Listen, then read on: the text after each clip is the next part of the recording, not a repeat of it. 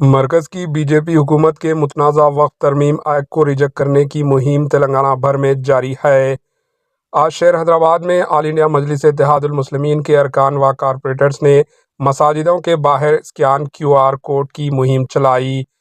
Shaikpet division में बाद नमाज जुमा कारपोरेटर जनाब मोहम्मद राशिद फराजुद्दीन ने मस्जिद नूर कुतुबशाही के बाहर अहाते में QR कोड का स्कैनर पोस्टर लगवाया और नमाजियों से QR स्कैन करके वक्फ तरमीम बिल को रिजेक्ट करने की अपील की। इस मौके पर पार्टी के दीगर लीडर्स व कारकुनान भी मौजूद थे और अवाम ने बड़ी तादाद में QR कोड को स्कैन करते हुए वक्फ बिल को रिजेक्ट करने के लिए मेल किया।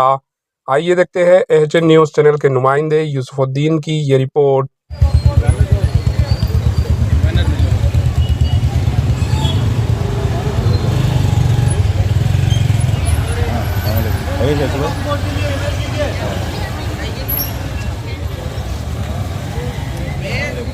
जो लोग ईमेल नहीं किया ईमेल कीजिए भाई, वक्फ बोर्ड के लिए ईमेल कीजिए, ईमेल कीजिए वक्फ बोर्ड के लिए।